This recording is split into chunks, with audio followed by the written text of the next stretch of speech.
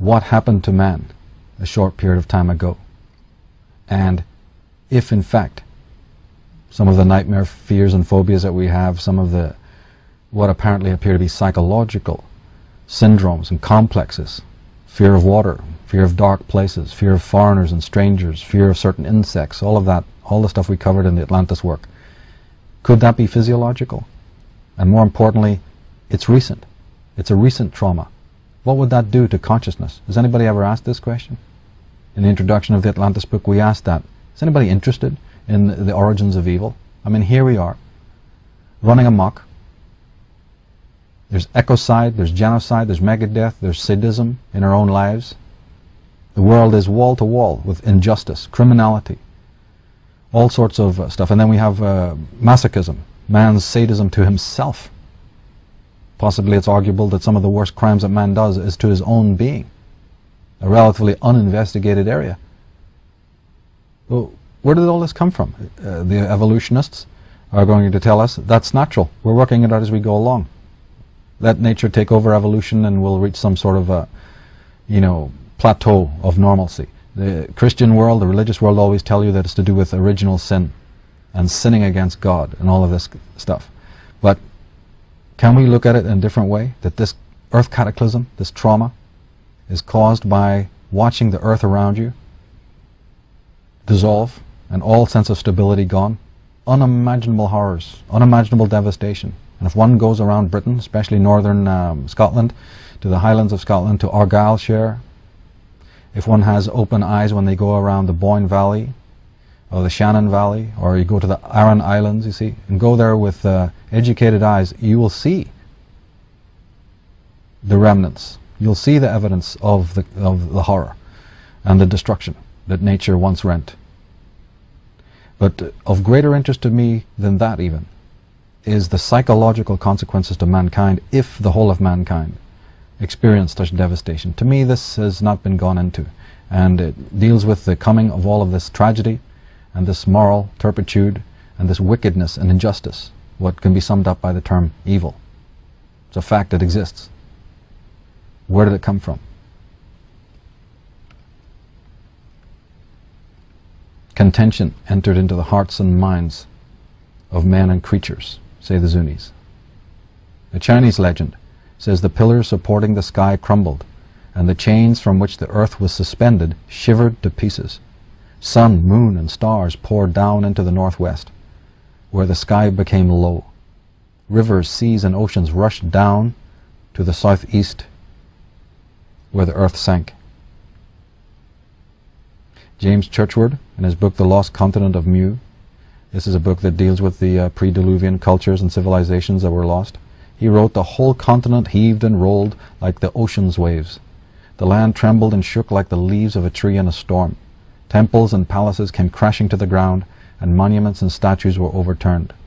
The cities became heaps of ruins. As the land rose and fell, quivered and shook, the fires of the underneath burst forth, piercing the clouds in roaring flames 3 miles in diameter. There they were met by lightning shafts which filled the heavens. A thick black pall of smoke overshadowed the land." It goes on to say that huge cataclysmic waves rolled in over the shores and extended themselves over the plains. Cities and all living things went down to destruction before them. Agonizing cries of the multitude filled the air. The people sought refuge in their temples and citadels, only to be driven out by fire and smoke, and the women and the men in their shining garments and precious stones cried, "Moo, save us." During the night the land was torn asunder and rent to pieces. With thunderous roarings, the doomed land sank. They cried, "Moo," they cried, "Mother, Mother Earth, what's happening?"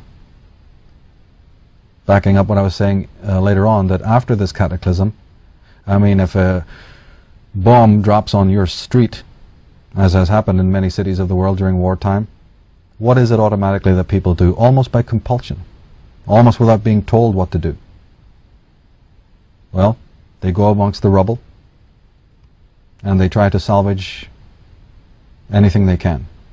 They take one brick and they put another one on top of it. It's a slow, agonizing process of restoration.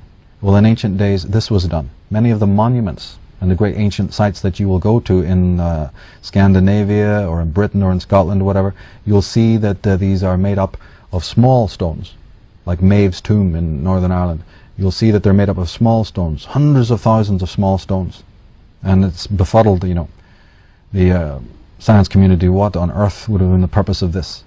Well, if you see your mother beaten and scarred and bruised and with rubble in every direction, wouldn't the shaman perhaps say, hey, let's pick up these stones and bring them to a central place? And by doing that, wouldn't you also galvanize a fractured and fragmented people that need to be held together because they're screaming mad now, going out of their minds? That ritual of lifting the stones and bringing them to a central location and putting them there. And then, of course, what's the philosophy of that? What's the after effect? That in times afterwards, that monument would be a symbol, would it not, of the cataclysm that was, as a reminder that such things can happen.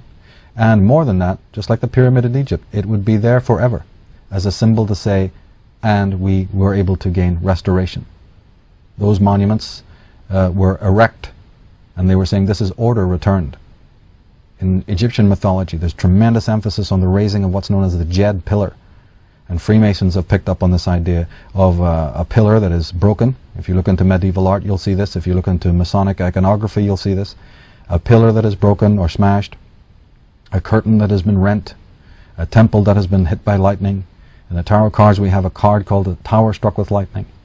We have pyramids with doors that are many feet up. Could that be to prevent water from coming in? That ancient man had learned from these cataclysms to build correctly, to build pyramidically, to build towers like round towers and obelisks, towers of Babel. In fact, there's even passages in ancient work that talks about that the function of the Tower of Babel was to keep the water out. Did man learn to suspect that the earth could do this again? We even hear in the book of Genesis about God promising that great cataclysms and floods would not come again. But ancient man may have been practical enough to realize, what are we going to do with our important manuscripts? What will we do with the gods, the images of the gods? What will we do with some of the sacred relics that we have should the earth again teeter? So some of the buildings, if we look at them in that light, particularly the pyramid in Egypt, we start to realize that they had a dual function. They were to be hermetically sealed so that the great symbols of the culture and the civilization could be interred there just in case colossal devastation revisited the earth. Now, I wrote that the catastrophes forced the northwesterners to flee their ancestral habitats and to cross the land bridges to the continent. Moving south and east in search of shelter and food, they were welcomed as elders by every race they encountered. They were responsible for the cave paintings at Lascaux in France, and in Egypt also, and it is their descendants that are falsely believed to have been the first invaders to ancient Ireland. These descendants were, however, merely returning to the land of their forefathers after a semblance of normalcy had returned to their wrecked homelands. So this is basically what we're talking about here, is a rewriting of almost everything that's been written about anyone invading Ireland. Because invariably, the invader, the historians talk about the invasions and the comings of this group and that group to a naked land. And therefore you're bound to believe that whoever invaded came for the first time. And this is pretty much 9 out of 10 of the books written on Irish history. The land is barren, the land is naked, it's uninhabited, and it's conquered by various waves, groups that come in waves. Well, nothing could be further from the truth. First of all, it was very easy to be able to migrate from the lands of Britain because of these land bridges. Secondly, people who would not normally have migrated in such numbers were forced to do so because of the cataclysm, the age of catastrophe, forcing them out of their homes. These are very advanced people, as we saw earlier, technically advanced, spiritually, theologically advanced. They're welcomed, they influence, they live temporarily in caves. So this whole story about our ancestors being permanent cave dwellers is utter nonsense. But a cave is a place that you would take temporary refuge in while the world around you was in tumult.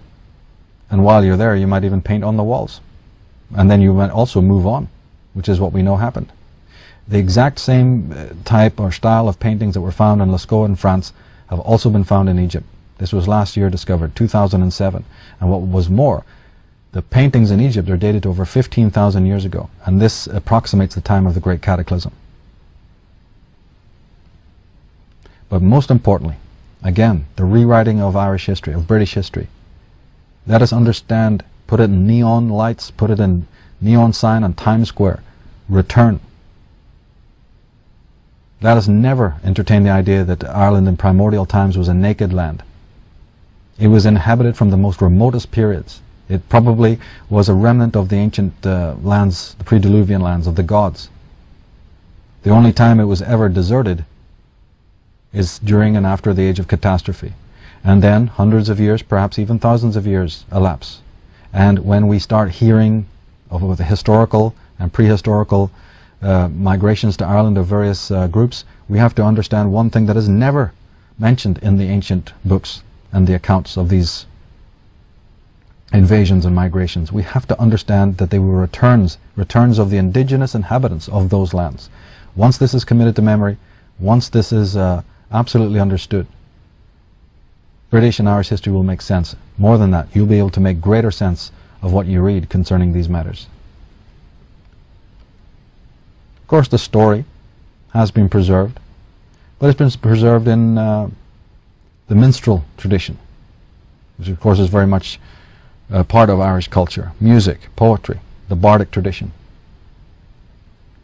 When we listen to a song, for instance, like Stairway to Heaven, what are the lines we've heard so many times? There's a feeling I get when I look to the west, and my spirit is crying for leaving. In my thoughts I have seen rings of smoke through the trees, and I've heard the voices of those who stand looking.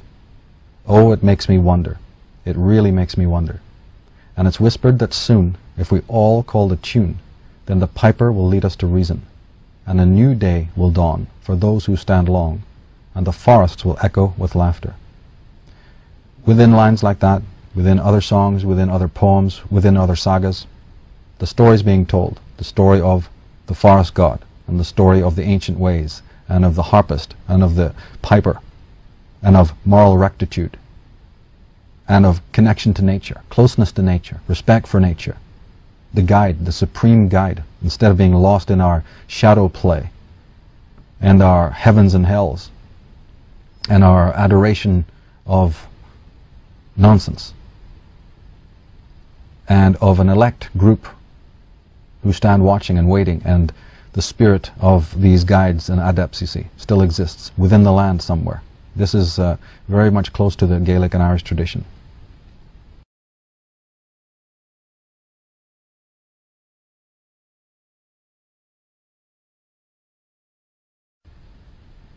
Let's fast forward now to a controversial area of my work concerning the destruction of the Druids and the seizure of their gnosis. In Book 1 of the set of Irish Origins, there's a comment on the back I'd like to read. For centuries, the annihilation of the Druids has been but a footnote of history, yet it is one of the very first genocidal acts to be laid at the door of the Vatican and Judeo-Christian establishment. This book exposes the reasons why the Irish Druids and bards were targeted, and how their ancient knowledge, which once illumined the world, has been plundered and misused by those who seek to spiritually darken the world and the minds of men.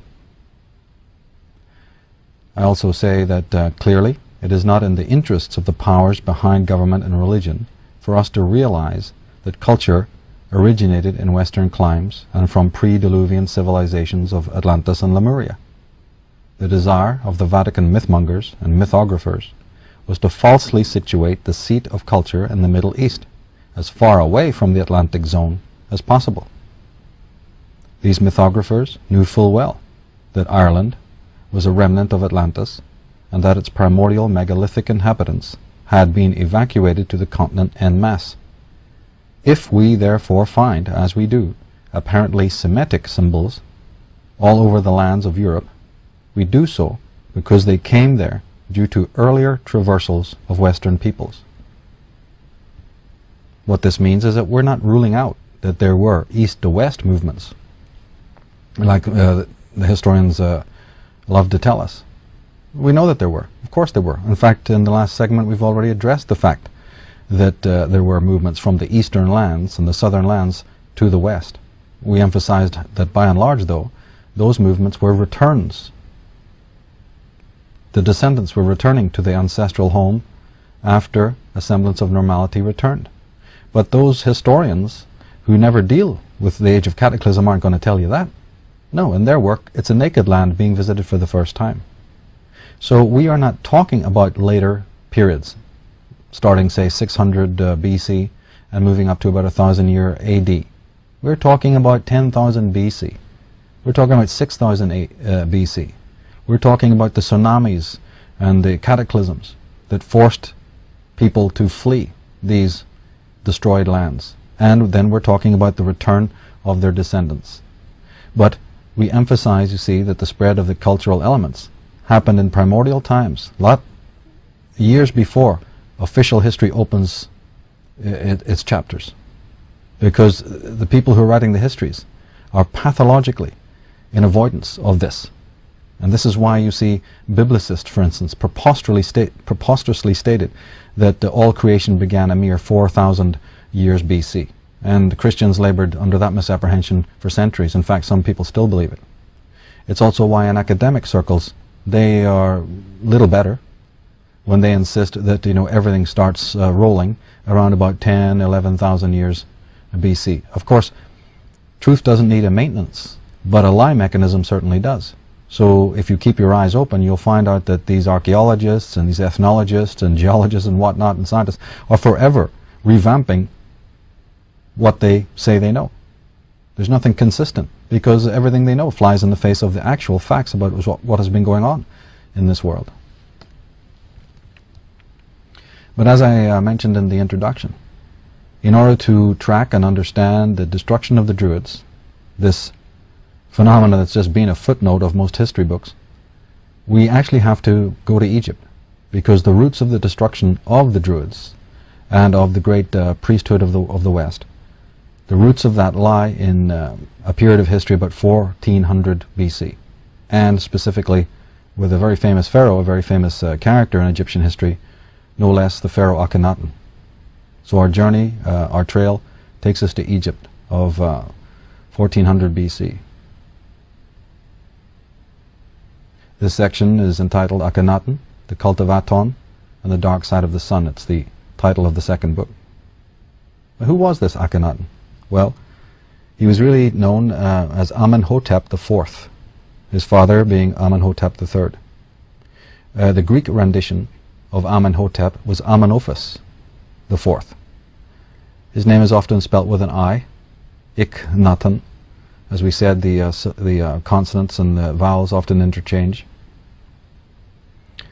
He's commonly known as Akhenaton or Akhenaten, and he was the pharaoh of the 18th dynasty, the latter part of the 18th dynasty, from about 1353 to 1336 BC approximately. And these dates are forever being modified by Egyptologists. Akhenaten was referred to as the leper or broken king, and he was subsequently exiled from Egypt during approximately the 17th year of his regency. He was the head of what is known as the Atonists, after the god that he worshipped, Aton.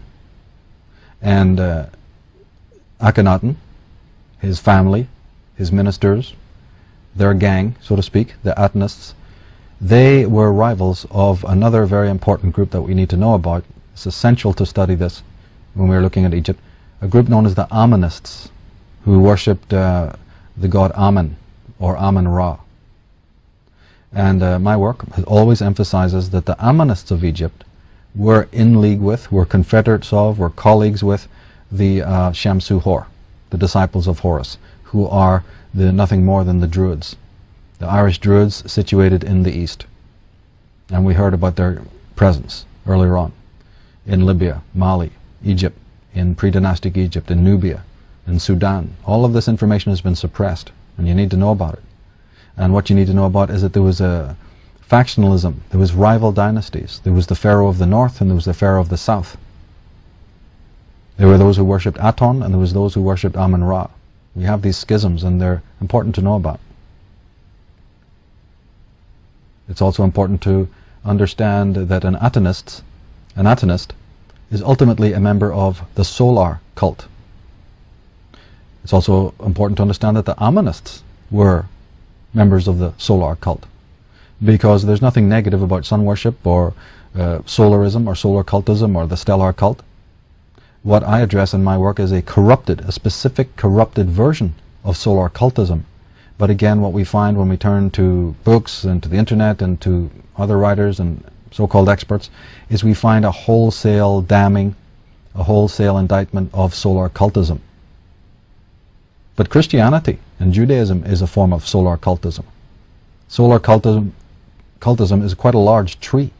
And just because one branch or one twig turns out to be rotten, one shouldn't implicate the whole of solar cultism with that. Again, we have to be specific.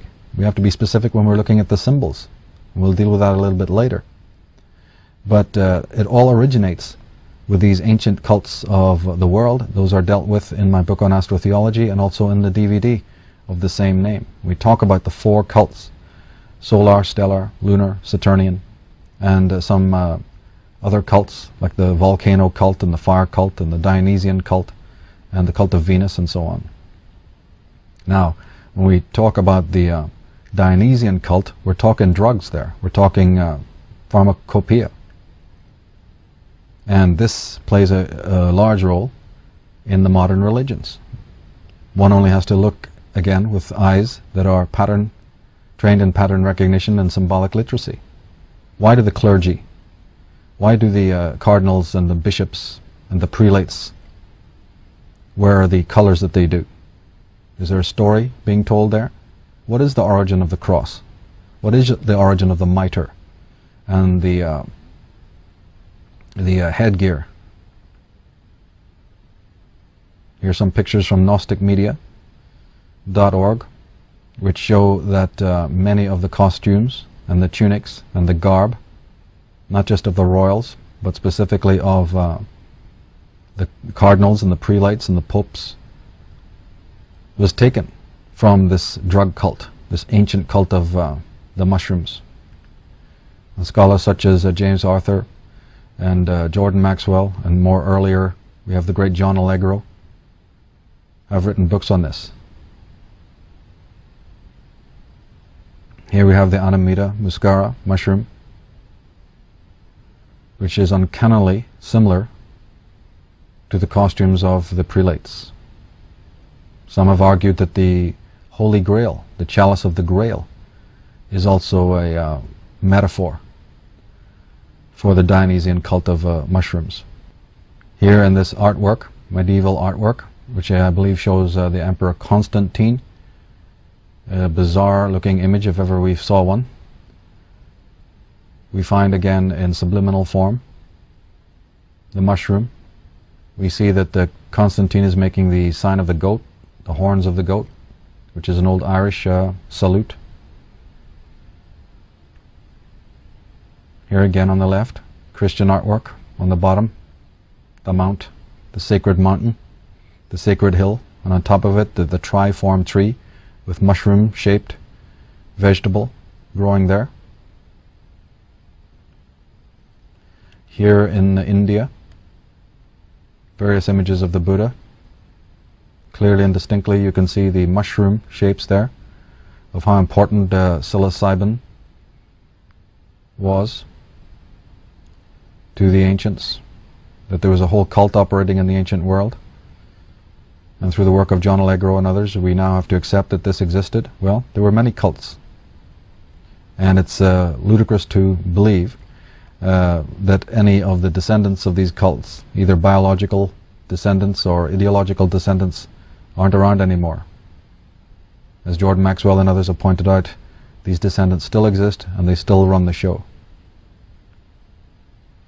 So we had Akhenaten, the very famous pharaoh of the 18th dynasty, and of course we have his son, allegedly his son, the very famous, equally famous Tutankhamun, or Tutankhaten as he was called, because at once, when he was an Atonist, he had the term of Aton, his god, in his name.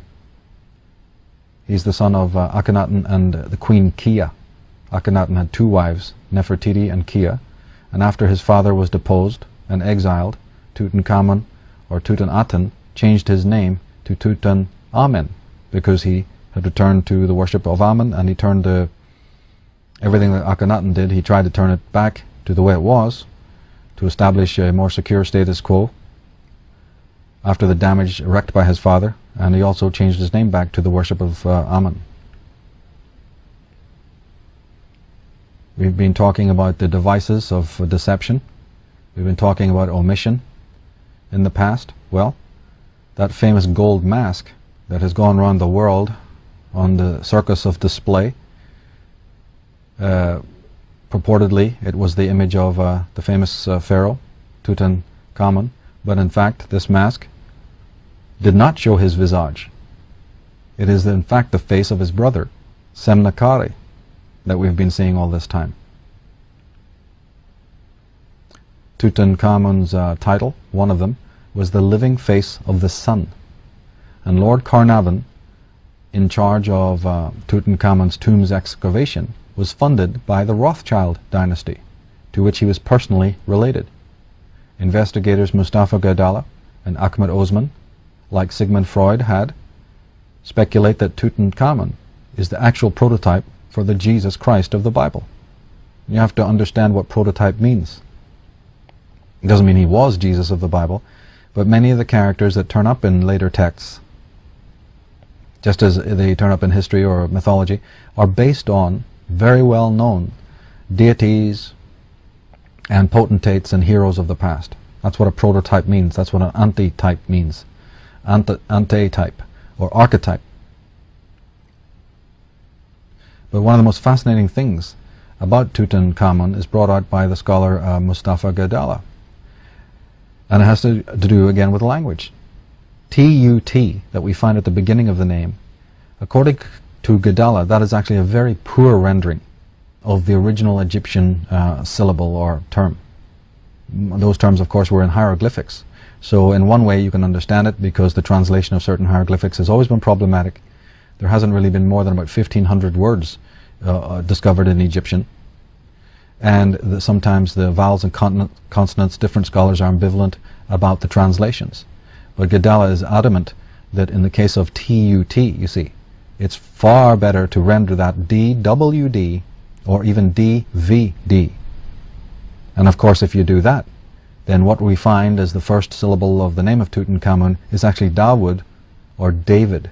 This is the origin of the word David that we looked briefly at earlier on in the presentation about Camp David, you see, and David, King David. Well, it turns out that that's an Egyptian name, or more correctly, a title. And T-U-T, that rendition, that transposition is inaccurate, and it maybe was inaccurate on purpose. We have to understand that there's also a method to this madness. The title David has been found to refer to the kings of the Egyptian 18th dynasty, that is, to the cult of Aton. In other words, there was not one David, but many. The word had a similar meaning to general, field marshal, or commander. Well, we have not only Tutankhamun, remember, we have Tuthmosis, and there was at least 3 of them. In fact, there was about 4 Tuthmosises. So the Tuth is much better rendered as the David, or the David. And this was a term, a title, not a personal name. More, it should be reckoned as a title. We also derive the word dove, D-O-V-E, from the word David. We also have the word divide, hinting at sacred geometry and the whole science of geomancy and architecture. The dividers, those who are expert at architecture. And this, of course, brings in a Masonic angle as well. So we derive the word dove from David. And the white dove is frequently used as a cryptic insignia for the house or seed of David, and therefore for the cult of Aton. It's Latin. In Latin, dove is columba, and this, of course, gives us the Knights of Columbus and Saint Columba, etc. There on the picture you can see the doves on the maces and standards of the British royals, the Davids, the Attonists.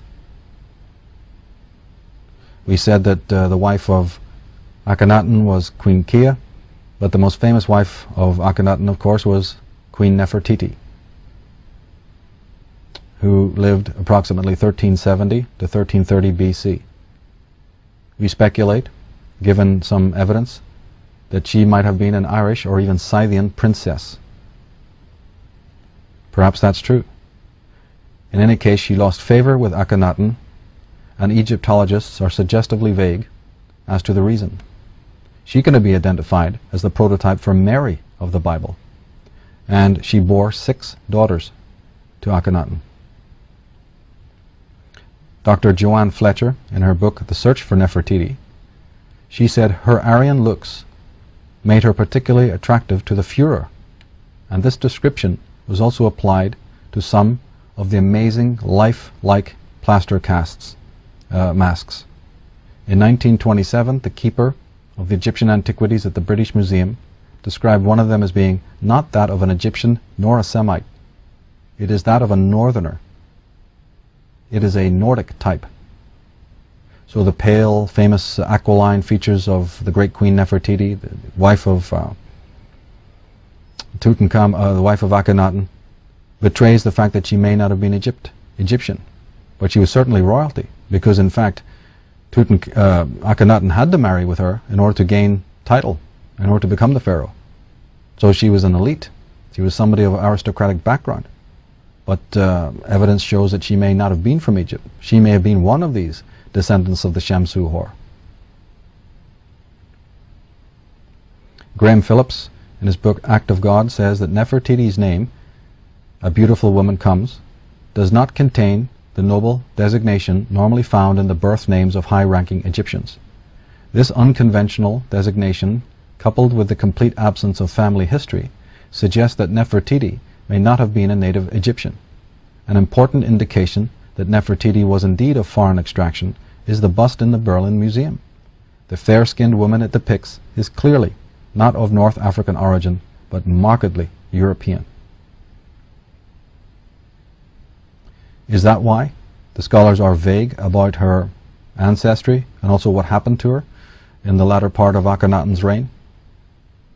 Is that on purpose? Have they buried the information because of what it might imply if it is indeed found out that this Nefertiti, the great queen of Egypt, her ancestry is to be found amongst the Scythians of Europe, or the Irish of Britain? Now the pharaoh, as I said, became king by marriage to the right queen, the queen with the legal title. As Mustafa Gadala points out in his book Historical Deception, the Egyptian women were entrusted with the civilization. The woman, or the princess, and not the male, was the legal heir to the throne, and the man she chose to marry would become the ruling pharaoh. Now Aton, the god of Akhenaten and his coterie, was basically depicted in one way, and that is as a solar disk, a round solar disk. This is Akhenaten's personal god. The center of worship was at a place called Amarna, which is in a very hot part of the desert, and at the temple of Amarna, or better known as Akhetaten. Akhetaten, the city of Akhetaten, that Akhenaten built for the veneration of his sun god. Previously, the center of worship had been mostly at Thebes. The great center of the Amonists and of Amun-Ra is at Thebes.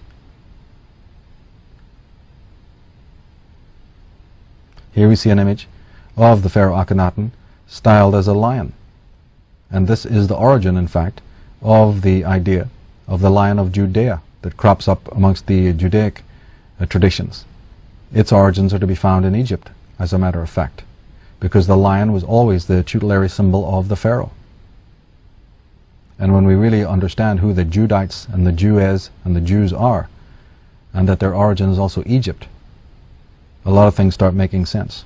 Here, in fact, is a photograph of Amarna and one of the lions that was sacred to Akhenaten. Akhenaten referred to himself also as the architect, which again, of course, brings in the Masonic rites and rituals. And the symbol of the lion, of course, is ubiquitous. It's another one that we see without observing. We see it not only on Judaic symbolism, but we see it in Britain, we see it in media corporations, and we see it on heraldry. It also turns up on the coronation chair of the kings and queens of England. This chair, of course, was originally in Ireland. It went by way of Scotland, I believe, and then it's finally, at the time of the Stuarts, turned up in England. But the central point of interest is that it is sitting on, it is propped up upon 4 lions, the symbol of the Atonists, the solar cult. And the back of the chair is again suggestively shaped like a pyramid. Now, one of the greatest controversies, one of the greatest questions surrounding the Pharaoh Akhenaten, which has been posed by people as eminent as Sigmund Freud, but which has also been a study of Ahmed Osman and Ralph Ellis and Mustafa Gadala and a few other scholars, is the whole question of whether the Pharaoh Akhenaten was in fact Moses of the Bible. Osman says, an examination of their respective religious beliefs makes it clear that Moses and Akhenaten should not be looked upon, as has largely been the case, as rivals, but as the same person. The great scholar Godfrey Higgins said that Manetho, the historian Manetho, states that Moses received his priestly education and learned all the wisdom of the Egyptians in the city of Heliopolis, in the Delta, the biblical city of On, the house of the sun. This is just one of the many intriguing anecdotes that has led scholars to believe that there's a connection between these two. We talked about Nefertiti being the prototype of Mary. We talked about Tutankhamun being a very likely prototype for the Jesus of the Bible. And this has been an ongoing question, an ongoing search to discover if there's legitimate connections between the Moses of the Old Testament, the leader of the Judites, and this Pharaoh Akhenaten.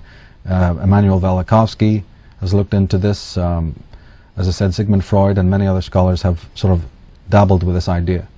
And there's strong evidence to believe that in fact the two were one and the same man. As I said, Dr. Sigmund Freud, along with many other men, he was murdered by Rothschild agents for his discoveries regarding the tomb of Tutankhamun and the documents that had been discovered therein. This story, he set his findings, Freud set his findings down in his last book, written about 1939, Moses and Monotheism. This book, we believe, cost him his life. And you can pick up Gerald O'Farrell's book, The Tutankhamun Deception, which will lay out the whole case of this, that Sigmund Freud did not die of natural causes, but like many people who succumbed to the so-called curse of the pharaohs, they were murdered. They were taken out by agents of the Rothschild dynasty because of the excavations, because of documents that were discovered, because of statements like what I've just made. The documents were discovered showing that the story of Jesus, the story of his birth, the story of his crucifixion, paralleled events in the life of Tutankhamun. And in those years, the early part of the 20th century, this kind of information was highly taboo, and concerns did not want this to become widely known. But what about Sigmund Freud? What about this man's courage and bravery? No consideration, he said, will move me to set aside truth in favor of supposed national interests. Well, Freud was a Jew. He was warned by his Jewish friends to shut up. Rabbis, close friends of his, begged him to never publish Moses and Monotheism. In fact, as Gerald O'Farrell shows in his book, Freud's writings, his archive, which is New York, is almost impenetrable. It's in a lockdown situation, very hard to access. And on the question of monotheism, Lorraine Evans, in her book Kingdom of the Ark, says that Akhenaten frequently emphasized that he, and he alone, was the go-between for this new divine life of Egypt. The sole god of Egypt was now mediated through Akhenaten. At the close of the great hymn to the Aten, it says, "There is no one who knows you except your son Akhenaten." And this is just to emphasize the fact that Akhenaten made some revolutionary and radical and quite perverse changes to the pantheons and to the religions and to the theologies that were known in Egypt for thousands and thousands of years. It turns out that these Ammonists were pantheists, polytheists. They worshipped Amun-Ra, but they were very egalitarian. They were very tolerant of any other kind of belief systems, and theology to them was not a matter of prejudice or any kind of dominance. This changed in the 18th dynasty with Akhenaten, who became very fanatical. Temples were closed, and the worship of other gods was forbidden, and the people took this very hard. For about 17 years they had to endure this man's personal tyranny and the usurpation of other gods in favor of only one god. So as soon as we hear about monotheism entering the world, we also hear about cruelty and bloodshed and suppression. Is it any accident that the same thing has been going on down through the centuries? Sigmund Freud wrote, "The Aton religion had not appealed to the people. It had probably been limited to a small circle around Akhenaten's person." Lady Queensborough, and in the book Occult Theocracy, she wrote, "In spite of the loud and frequent assertions made by Jews and Christian divines alike, contending that the Jews were the first monotheists, it is a well-proven fact that the high initiates of the Memphis priesthood were monotheists long before the Jews ever went to Egypt." Douglas Reed, in Controversy of Zion, the one God, he says, was mentioned in Egypt 2,600 years prior to Judaic monotheism. Of course, a study of Egyptian texts conclusively proves this to be true. From the Book of the Dead, that's almost 3,000 years BC, it says, "Thou art the One, the God from the very beginnings of time, the heir of immortality, self-produced and self-born. Thou didst create the earth and make man." From the hymn to Amun-Ra, "Homage to thee, O Amun-Ra, Lord of Thebes, thou joy, the ornament of the gods. All men lift up their faces to gaze upon him. Thou art the Lord, inspiring awe, crushing those who would revolt against thee. Thou art the King of all the gods. Thou art the great God, the living one. Thou art beloved for thy words, which are the satisfaction of the gods. Thou art the King of heaven. Thou didst make the stars." So in the ancient Egyptian chronicles, even though we hear mention of other gods, there's the overarching solar deity. There's the mention of the one, all-important God. Very kindred to what what we would understand between monotheism. Because if you read closely into the Bible, there's also acceptance of the other gods. And that Jehovah, or Yahweh, the God of the Christians and the Jews, was selected from a whole pantheon of different deities and gods. From the short hymn to the Aten, we read, "When you dawn, their eyes observe you.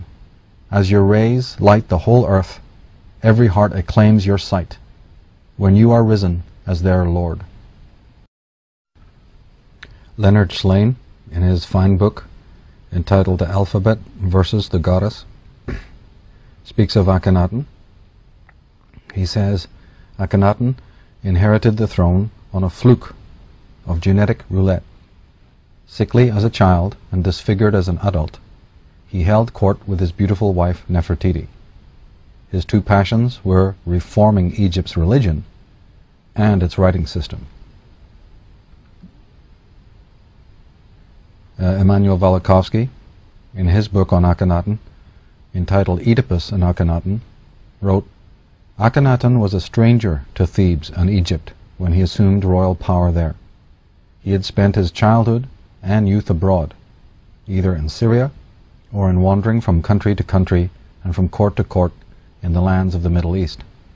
His name is never mentioned in the many inscriptions of Amenhotep III, although of the prince heir to the throne such mention would be expected. He and his father are never pictured together. Amenhotep had himself depicted together with his wife and daughters in enormously oversized figures, but no son was ever represented in this or any other family portrait. In the tomb of Yuya and Tuya, parents of Queen Tai, there were mortuary gifts from the king and queen and their daughters, but none from Akhenaten. Even the mere existence of Akhenaten is nowhere hinted at, during the reign of his father.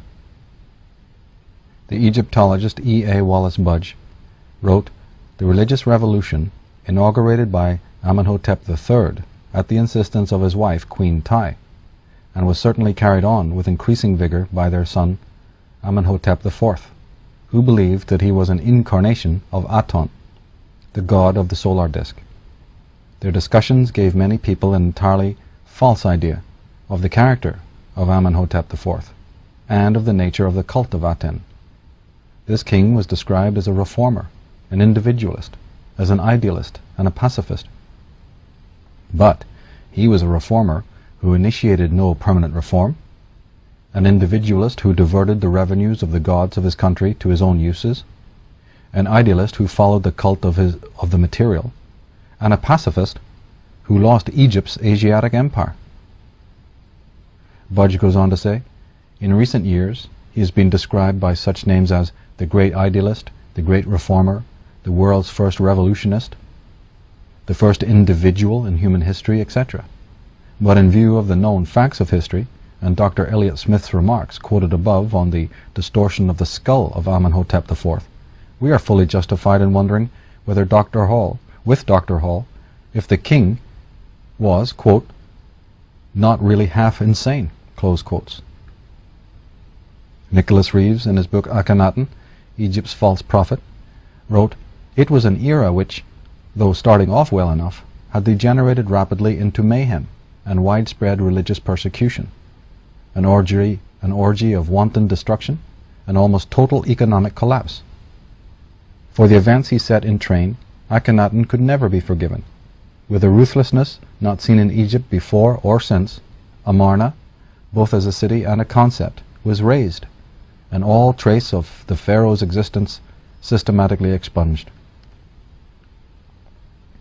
So Reeves is saying that the mania, the craze, the perversity, the dogmatism of the pharaoh basically incited the people to erase his identity. But before the 17th year of his reign, before he was finally exiled and dealt with, he unleashed a reign of terror never seen in the history of Egypt, before or after his time. Lorraine Evans again, in Kingdom of the Ark, she wrote, "So Akhenaten drifted from the position of great charismatic leader into one of despotic dictator, as many leaders have both before and since. It was to cause great strife within his people later, but for now he lived in an ideal never-never land of his own construction, isolated from the population and surrounded by family and courtiers. Now Aaron drifted into fantasies of the perfect world in which he lived and the perfect kingdom over which he ruled. Little by little he ordered the palace artists to display him in divine form. Here was Akhenaten in the form of a divine being, the form of a messenger from the cosmos." Lorraine Evans speculates not that Akhenaten was Moses, but that Akhenaten was Aaron, who of course was an aide, a close associate of the biblical Moses. But leaving that aside, she also points out that the man was completely crazed, may have been mentally disturbed in some way.